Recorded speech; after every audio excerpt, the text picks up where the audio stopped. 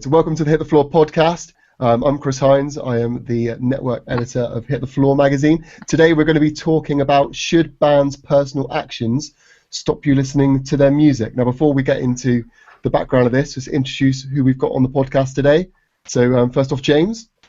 Hello, I'm James. I'm the senior music editor. I do a lot of complaining, but I also sport a load of amazing band merchandise, including Cro-Mags, which I'm wearing today. Good stuff. Mitch? Hello, my name is Mitch Emery. I am the local, apparently, emo kid of the magazine. You can find me writing for Mosh and Hit the Floor. As for bands, today I am representing a young singer-songwriter called Orla Gartland, who's awesome. Great stuff. And last of all, we've got Jay. Alright, I'm Jay. I am the assistant co-junior vice editor of Mosh.com. I'm currently sporting a t-shirt by an awesome band called Torpor. I've also recently been inside all of your mums, so enjoy that. And you also got the web address wrong, because mosh.com isn't our address. You'll find it. You'll find it. Just so everyone knows. So basically, establishing Jay is just a bit of a prick. Great start to the podcast. Anyway, as I said, we're talking about should bands' personal actions stop you listening to their music. This is based around the story of the band Were. On October 19th, they posted some transphobic remarks about the Washington punk band G.L.O.S.S, and this resulted in a huge backlash on social media. The two labels associated with them actually ended up cutting all ties with them, stopped selling all their CDs. They're generally apparently quite well known for being quite insultive and offensive towards fans on social media as well. So, as I said, the topic is should bands' personal actions stop you from listening to their music? So, James, you were going to start us off with this. What do you think? Yes. I was really, really surprised when I heard about it, because it was only a few months ago that I was actually put on to work. Like a friend of mine, Carrie, she just went, if you like this kind of music, then why don't you check this out? And it was a split. It's a split EP of Were and another band called Nothing, and it was really cool. You know, just like that really nice, like turnover, late kind of shoegaze influence, like indie punk sort of like sound. I was like, yeah, I can really get on with this. So I was just checking up to see what's going down in the world of Were over the past few months, but it's been very kind of like sparse in terms of the activity. Then I saw that massive thing that they put up about the whole transphobic comments regarding the band G.L.O.S.S or G.L.O.S.S or however it's pronounced. And to be honest, man, it really, really disappointed me, because number one, you know, it's discrimination in its purest form, and there's no need to be a dick about it, especially over Twitter, which is basically like the hive of negativity in the social media world.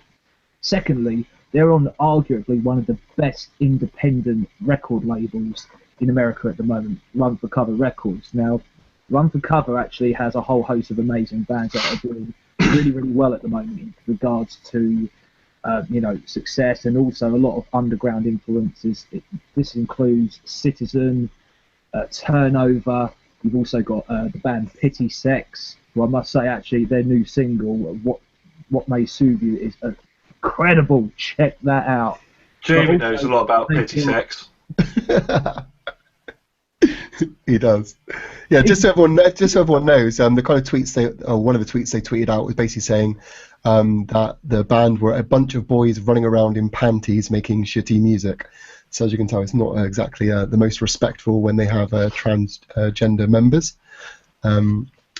So yeah, Mitch, what's your view on this? I personally say I didn't really hear much about the story until today, speaking with you guys, but my first opinion on this is the band making these comments, what a bunch of wankers.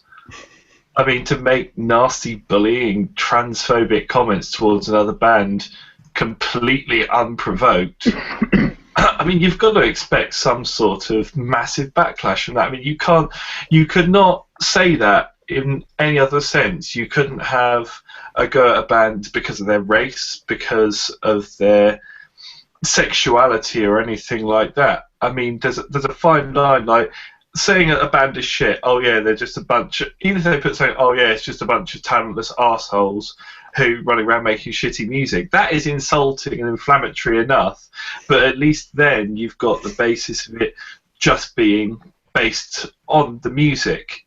and then having their petty differences towards this band, but to then have a pop at transgender members, to me, for me, I wouldn't care how much of a fan I was of them or anything like that. I just cut the ties to exit. It'd be like it's the whole thing, like with the Lost Prophets thing. If I'm the one to mention it, I stopped listening to Lost Prophets the minute that Ian Watkins was even so much as rumoured to be doing that sort of stuff. It kind of went, no, I can't. I don't want to be associated with that. I don't want to support a band who do that.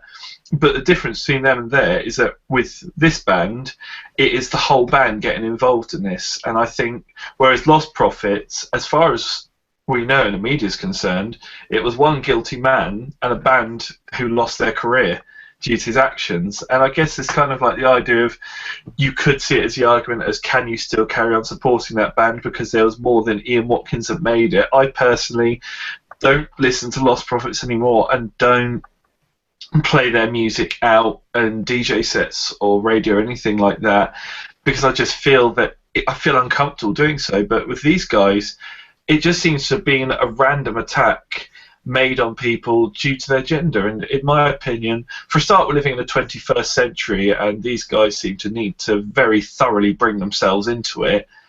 And secondly, I don't see how I mean, I don't know anything about them. I don't see how they can be supported when they've shown themselves to be such utter bigots.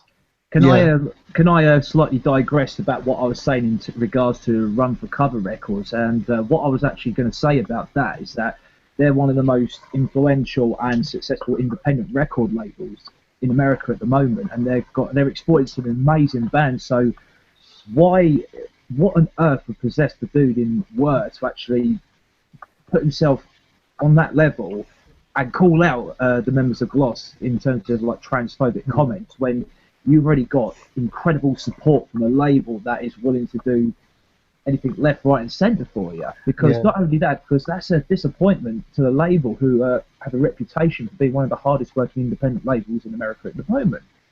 It's not just that either. It's the idea that well, for a start, the whole rock community is meant to be this big, open-minded community. Like, you have people like the Marilyn Manson guys, and with Black Veil Brides, and all these bands who kind of started almost their own, particularly youth cultures.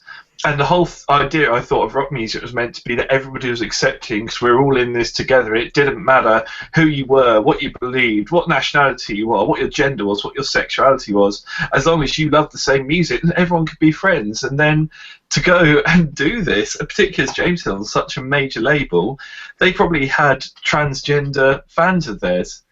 Yeah, very true. I mean, Jay, do you want to chip in here?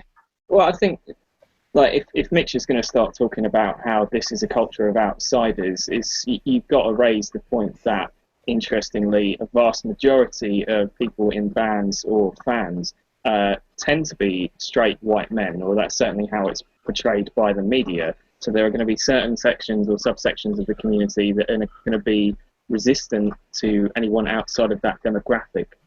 Going back to the main point that is what I saw it as well as being just totally abhorrent, obviously, is a really efficient exercise in career suicide. Like, immediately, the internet's got a very long memory. You know, you put something up, you can take it down as quick as you like. There's screen grabs, it's already out there. And I did go and look at Word's Facebook group afterwards, and there were a lot of posts on there telling them that they were being douchebags, which is correct. But there were also a lot of people supporting them, or, you know, trying to say, oh, it's just about the music. And I think it is kind of a great, not in this instance, maybe not in the instance of Ian Watkins, but there are certain instances where there's a band called Death Heaven. James knows them. There's been rumours and there's been instances of their frontman especially being homophobic, and there's rumours of them having sort of Nazi beliefs potentially, and it's where, you know, where do you draw the line between the artist and the art? Can you still enjoy art as objects, as a separate thing, independent of the person that's created it? Yeah, I mean, that is a really good point, because, I mean, you know, if we look at a lot of kind of big musicians, I mean, there's a lot of musicians that, you know, people like Chris Brown, for example, you know, Punch Rihanna. A lot of them are doing, you know, drugs. You know, they're not exactly great influences. So I guess it's where do you draw the line?